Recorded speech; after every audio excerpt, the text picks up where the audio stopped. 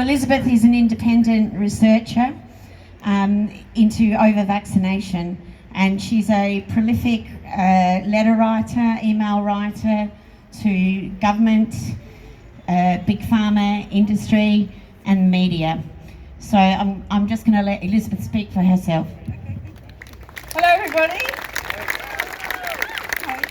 I'm wearing my tradie fluoro today in solidarity with the guys in Melbourne, bravely out there walking for our friends. They're out there unarmed, facing who knows what, rubber bullets and terrorism units and God knows what. It's just a really scary situation we're in Australia at the moment. So they're brave guys. These people are being demonised in the media. I'm particularly following the Murdoch media. They really went to town on trashing these guys in the media, in their papers, and I'm following the Australian in particular. And they are drumming up, they're causing division in society. They're sort of polarising vaccinated and unvaccinated. They're getting people like Barnaby Joyce to attack these brave tradies. People need to know that Barnaby Joyce, he was the minister when the Australian Biosecurity Act was put in place. And a lot of people might not realise that the Biosecurity Act has a facility to put people in prison for 5 years and a $66,600 fine if they refuse vaccination. So now, this could be lying ahead with COVID, we don't know, but it was Barnaby Joyce who was responsible for that, so remember that. Yep. And the Murdoch media is also trying to drum up the RSL against these working people who are there out there bravely, walking for freedom. So this is atrocious, the Shrine of Remembrance in Melbourne is a special place, and they're there unarmed, just being peaceful, and they're under threat by battalions of police. It's a grim situation, and we don't know what lies ahead of us.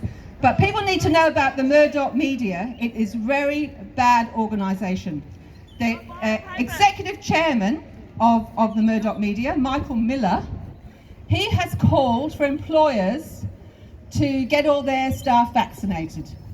He's taken it upon himself to do this, okay? So this is Murdoch media. But what people don't know is that a lot of people don't know, is that the Murdoch media, News Corp Australia, is a corporate partner with the Murdoch Children's Research Institute, which is involved in vaccine research. And they're involved with vaccine research, COVID vaccine research, with the Doherty Institute. And the Doherty Institute is behind the modelling that put Australia into lockdown last year and continues to keep us in lockdown until 70 to 80% of these people, of us are injected. Shame on them. And my friend Emma MacArthur has done a brilliant letter challenging the Doherty modelling, really going to town on this. So people need to know that the Murdoch media has got a lot of conflicts of interest, and so this is providing us with very biased media in the tabloids like the Advertiser, the Daily Telegraph, Herald Sun. They're demonising people who are questioning the vaccination. Right. This is a major medical intervention. This is unprecedented what's going on, to be rolling out these fast-tracked experimental injections around the world. It's unprecedented, and it's shocking what's going on. And we don't know what's going to happen in the future. Nobody knows. With all these people injected now, they're coming for the children next. Yep. And the children aren't, Say no! at risk with the virus. So it's a very, very grim situation. So, but not only the Murdoch media, we've got Channel 9 here behind us. Channel 9 is part of...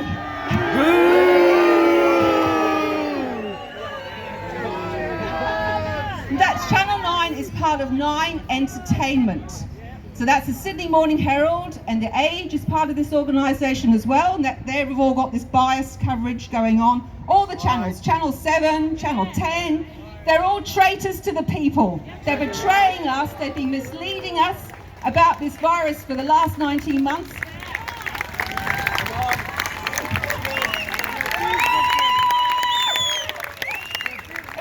Even the World Health Organization, which is the front for the vaccine industry, Bill Gates is a major fund of the World Health Organization, even they have to admit that COVID-19 is a mild to moderate illness and with no special treatment required for most people. So what is going on?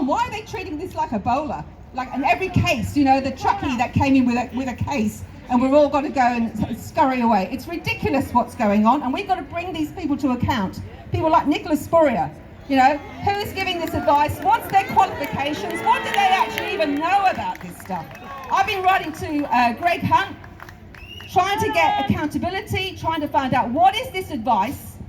They won't tell us. These governments are not legitimate. That's right. We elected them. They're not representing us. They will not be accountable to us. This is an appalling situation. We are in dire straits now. Really dire straits. Come on. So going back to Channel 9 Entertainment, the chair of 9 Entertainment is Peter Costello. That's right. He's the former Liberal Treasurer. So he is chair of this organisation. He's also chair of the Future Fund, the major Australian Future Fund, which is heavily invested in pharmaceutical companies, including vaccine manufacturers. And last year, their top share that they were invested in, over $1 billion worth, CSL, producer of the AstraZeneca vaccine, okay? Yep. So a massive conflict of interest. With this guy being the chair of the Future Fund and also 9 Entertainment, is this biasing the news that we're getting? Is it biased because of this conflict? It's very serious. So we've just got to bring this out that our mainstream media is terrible. We've got to spread the word ourselves, because the media is just a propaganda machine now for the government and vested interests. Yeah, we've got to get the word out. The people have to rise up. There's 26 million people in Australia, and there's a lot of policemen that need to take notice of this, because they'll be coming for you for the jab as well. Yep. Everybody's at risk. We are entitled to informed consent Absolutely. before a medical intervention. And I don't think anybody is giving informed consent. They're not being properly informed about the risk with this virus. The AHPRA, the regulator of doctors, is atrocious. I've been writing to them repeatedly about this. I got a letter the other day, and they're confirming, yes, you do. The doctors do have to get informed consent. So we've got to work on this angle, because I don't believe anybody is giving informed consent. And now that the employers are in on this, I've written to the president of BHP, Minerals Australia. He was saying that if they want to get their 45,000 employees and contractors injected. Yep. And I've written to him challenging about this. I'm saying, what is the evidence that you're using to coerce your employees into having these injections? It's on record. So this is the thing, these people don't want to respond, of course, but it's on the record that they've been questioned. We've got to get, what evidence are you using? We've got to go to the government. We've got to challenge these people for what they're doing, because we are entitled to bodily autonomy. Absolutely. What's going on? And all you people here will know there's a bigger picture here. Absolutely. With the vaccine passport, and they want digital ID. They want us all in the net.